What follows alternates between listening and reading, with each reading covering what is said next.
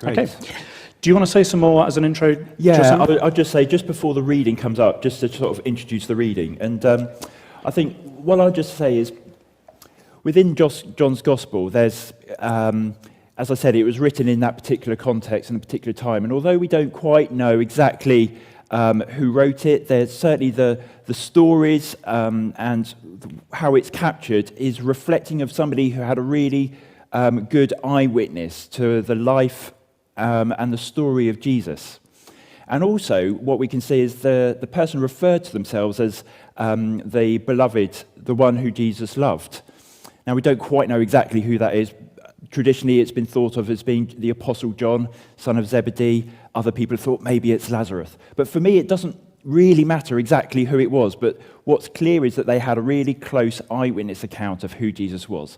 But what is important was the purpose of why they've written the Gospel. Why did they record these stories of Jesus? And it actually says within the Gospel itself, in John 20, it says, "These were written so that you may come to believe that Jesus is the Messiah, the Son of God." And that come doesn't necessarily mean like coming to the first time, but it actually can also be continuing to believe. So, these Gospel accounts and this understanding of who Jesus is was written so that we may continue in our belief amongst everything else that we may be facing, that Jesus is the Son of God and the Messiah.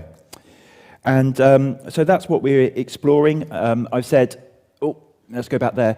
We've said that in our Sundays we're going to be looking at the I am statements, of which there's 7, but we've got 8 weeks. So we've got this extra one, which is actually covering not just the I am, where Jesus says, I'm like the bread of the life and the words, but John also records 7 instances where Jesus just says, I am, which is a bit of an odd statement to kind of come up with, but I am is actually referring back to the time when Moses was in front of a burning bush. And he says to God, who was speaking to him from the burning bush, "Who shall I say has sent me?" And God just refers to I am, as in I am so that I am becomes the name in which God is referred to.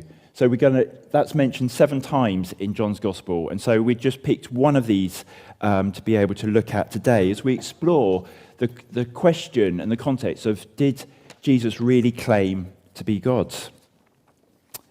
And so in our reading today, we've picked a particular passage and a particular section where Jesus is in the temple. It's part of a festival that's been going on, and he's talking to some Jews, and earlier in the passage, it talks about how some of the Jews were starting to believe and were believing that what Jesus was saying. But then Jesus started talking about the sense of the fact that the Jews might be slaves to sin and that he offers freedom. And they just couldn't understand what Jesus was saying because they were so embedded, so accepting in their thinking that actually that they were free, that they've got the right relationship with God because they were Jews, because they were descendants of Abraham and part of God's promise, because they fulfilled their religious duty. That meant that actually they've got the right relationship with God. And Jesus was challenging that, and they found that really hard to understand, and they just couldn't comprehend that. So I think as Elizabeth comes up to read, yep, there you are, then that's kind of the context, that Jesus is kind of wrestling and arguing with some of these Jewish believers. Yeah. Thank you. And I think you can see from that reading just the confusion that was going on. And John often uses confusion in his gospel. As you go through that 60 days, you'll see other stories where there's confusion happening. And that's used as a way of really communicating and teaching more about who Jesus is and his identity. But you can see that they're really struggling to understand and to answer this question, who was Jesus? Who was Jesus claiming to be? And that was true then when Jesus was around. It was also true when the Gospel of John was written. And it was also true in the years following as well. This year, 2025, is actually the 1,700th year of the Council of Nicaea, which, for those that might not be quite familiar with the Council of Nicaea, an early church, it's actually the very first time that Christians formally came together and formally declared what actually the Christian faith belief was about, what the framework of that's really for. It happened in year 325, and Constantine, the Roman emperor, had declared himself Christian. You can debate whether how true that was or not, but he declared that. And actually, he saw that there was different factions within the Christianity at that time. Because there was a group called the Arians, and they believed that Jesus really wasn't really God, because God wouldn't have died and things like that. So actually, Jesus must have been created by God, and therefore Jesus is a lesser person than God the Father, creator of all things. And that was they started to form, and it was causing quite a lot of tension. And Constantine thought, okay, I'm going to ask all the bishops to come together and make clear declaration on what the faith is about. And so 325 bishops came from all different countries. Some were rich, some were really poor. All different racial and nationalities gathered together, and they came up and they ended up deciding and confirming that they believe, in order for a Christian faith, that Jesus must be God. They came up with the wording that, let me find what I said. Yes, that Jesus was begotten, not made, of one being with the Father. And so this was the first time. This was a picture of that gathering, but this was the first time that formal declaration had been made by the Christians in this way, and that provided a really important foundation going forwards. But that debate and that question, did Jesus really claim to be God? And is Jesus really God? Still happens for all the centuries and the years past, and it's still a relevant question that people get asked today. No, Jesus was actually a really good moral teacher. That's who Jesus was. But God? Could that really be the case? And so what I thought we'd do is just quickly, I'll pick a few themes out of this reading that we had today that just help us understand how might we answer some of that question today based on what was happening in this passage. And I think one of the first things that we can see from this passage is there was no middle ground. For the Jewish people that were arguing with Jesus, they claimed he was either a Samaritan, or he was demon-possessed, or he was true, or what he was saying was true. There wasn't anything sort of in the middle. For what does it mean to be that they called him a Samaritan? But that doesn't sound that offensive to us. But actually, from the Jews at that time, what they were kind of saying is he was a bit mad. The Samaritans were another group that lived very close to where the Jewish people were. They've got some historical ties with the Jewish nation, but there was a lot of anger and antagonism between the two racial groups. And so for them, they thought that the Samaritans were mad people. So they were kind of claiming that Jesus was mad. Or maybe he was demon-possessed. He was really bad. He was working for the devil. And actually, that's very similar to an argument that C.S. Lewis popularized back in sort of 1950s. And that's like, if Jesus was really claiming to be God, and he wasn't, then that must mean that he is either bad because he was deceiving people, and he was deceiving people to such an extent that they were willing to sacrifice and give up their lives for this. Or maybe he was just mad. And does Jesus' teaching reflect somebody that seems to be mad? And so C.S. Lewis comes to the conclusion that therefore Jesus must have been who he claimed to be. Now that argument has some weaknesses with it. It's not quite complete. One of the things is because it only gives you three options, and there are other options. Another option could quite easily be, well, actually, the disciples, Jesus never claimed to be God, but the disciples in the early church made him into somebody who was claiming to be God. So their written accounts actually are reflecting what they've adapted and changed what Jesus was saying. But Jesus never really said that type of thing. And that's often said because one of the reasons is because John's gospel that we're going to be looking at has the most dense sort of theology or that understanding of Jesus, the most important kind of works about Christianity and who Jesus was claiming to be, but it was also the latest. So what they're kind of saying was, well, if you look at the early gospel, if you look at like Mark's gospel, which was written only about 30 years after Jesus' death, then Jesus never claimed to be God in that gospel. It was only much later on when the early church had developed their thinking that Jesus became this God person. And I think that that's something that's really important that we explore and we look at, because there is, I think, actually true in some senses that there was a development of thinking and understanding of who Jesus was over that time, and actually over several hundred years afterwards. There's a continued understanding and revelation, I believe, as the Spirit worked through people and as they explored and they understood what Jesus was saying more deeply, that they understood more about who Jesus was claiming to be. But that doesn't mean that in the Mark's Gospel that Jesus didn't claim to be God. I think in Mark's Gospel we can still see instances where Jesus really claimed to be God. There's one where they're in a scenario where somebody's been lowered down through the roof, and the Pharisees and the Jewish people said, "Who was Jesus? Who can forgive sins but God?" So they knew who could forgive sins but God, and yet Jesus then said to that person, your sins are forgiven. So Jesus was directly claiming the role of the fact that he was God in that time. So I believe it's still there in Mark as much as it is in the other Gospels.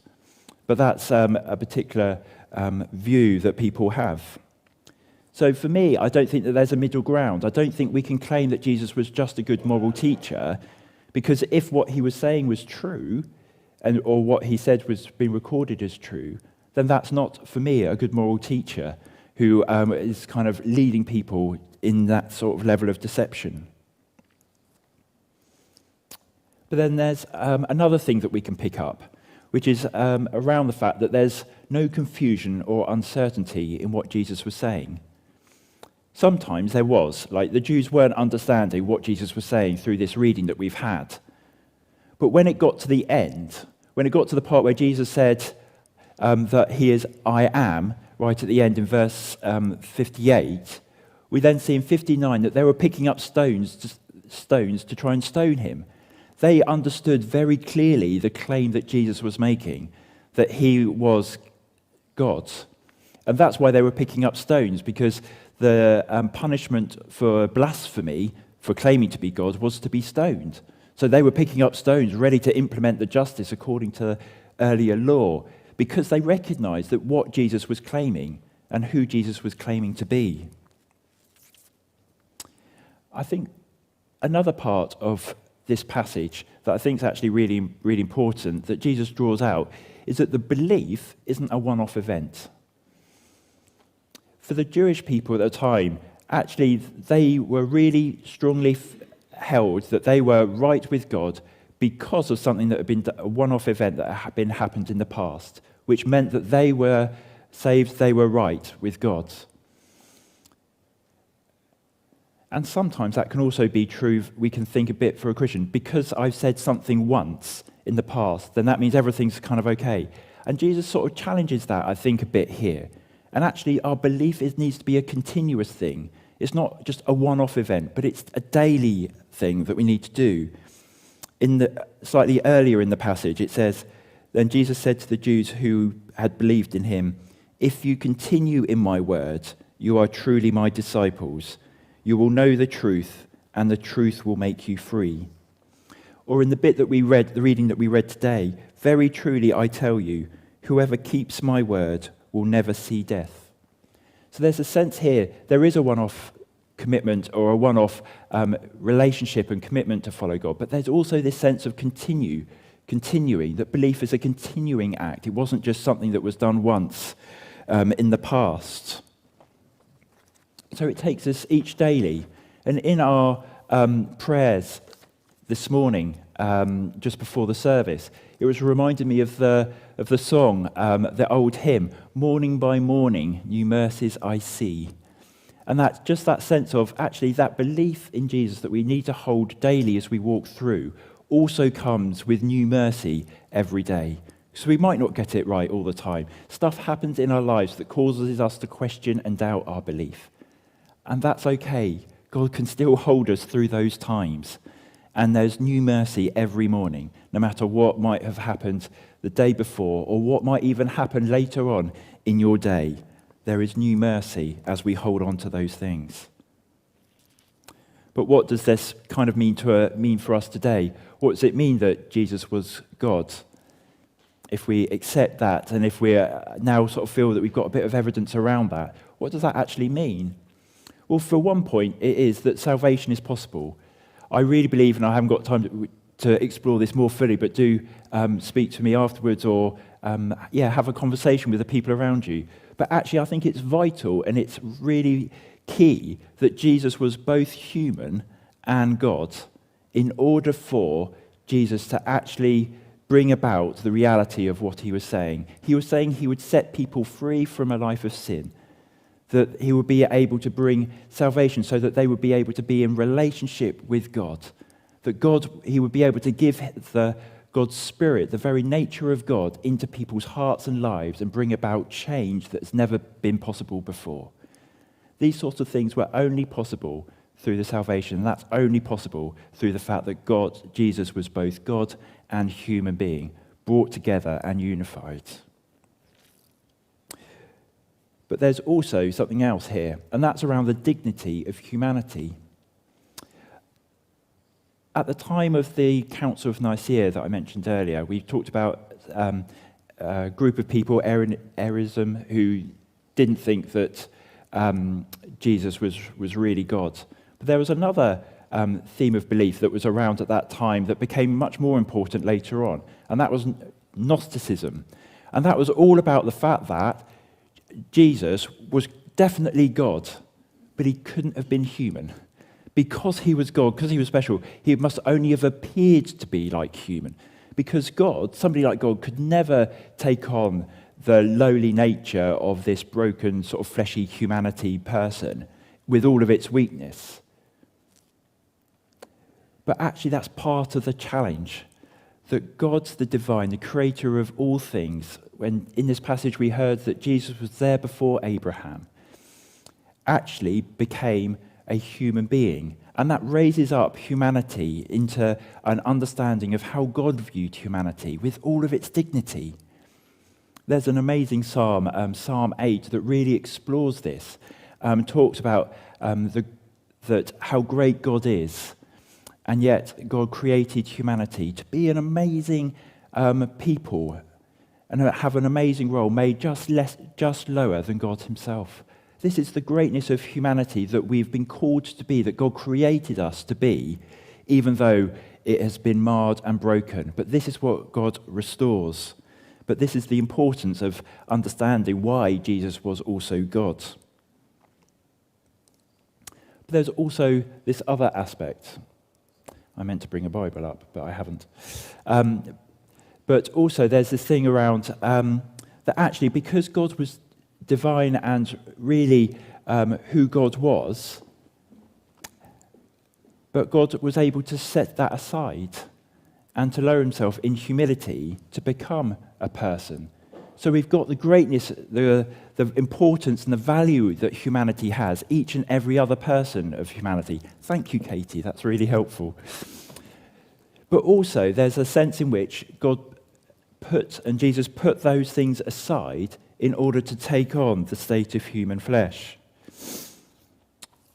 I probably won't be able to flick through it and find it, so I won't go through it now. Oh, yeah, there we go. So this is what Paul says in Philippians.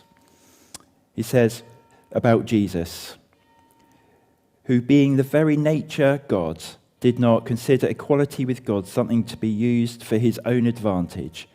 Rather, he made himself nothing by taking the very nature of a servant and being made in human likeness. And being found in appearance as a man, he humbled himself, becoming obedient to death, even death on the cross. And Paul's using that passage and that phrase to say, actually, we should be mirroring the likeness of Christ.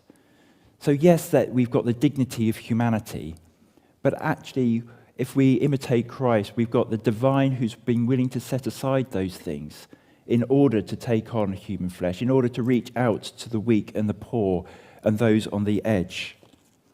And likewise, that's our calling too.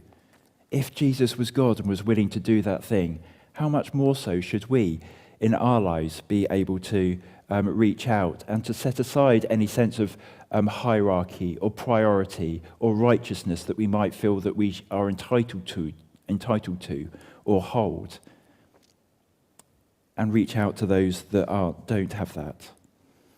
Now, I don't know quite what your week ahead's is like, or what even your day, the rest of today's like.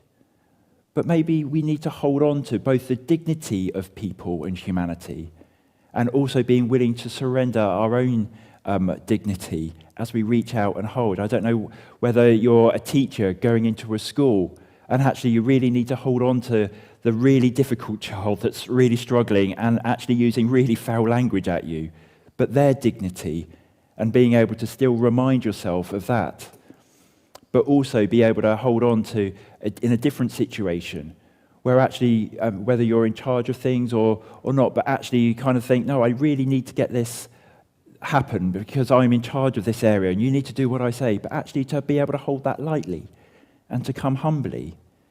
Or whether it's somebody to speak to that actually you feel a prompting to and you think, no, actually, that's not for me to do that. Actually, to be able to do that act of service and to listen. However, despite all of this, and we've covered quite a lot of things around sort of the very nature of God and the very doctrine that came about in the early church. But I want to just, as I come to the end, remind us of this quote by Dwight Moody, who says, "I have a rule I have had for years, is to treat the Lord Jesus Christ as a personal friend. He is not a creed, a mere doctrine, but it is he himself that we have." Doctrine is really important. Being able to understand and maybe even to be able to talk with people at work or our friends. Actually, Jesus did really claim to be God. That is really important. But it's important because it actually is about underpinning that personal relationship with God. That's what our faith is about. The very nature and the person of God who revealed himself through the life of Jesus, and being able to get to know him now intimately in our lives through prayer, through worship, and through the taking of communion, as we begin to reconcile and understand both the dignity of each other, the humility of each other, and the fact that we are called into that personal relationship and personal walk with God, the divine. Amen.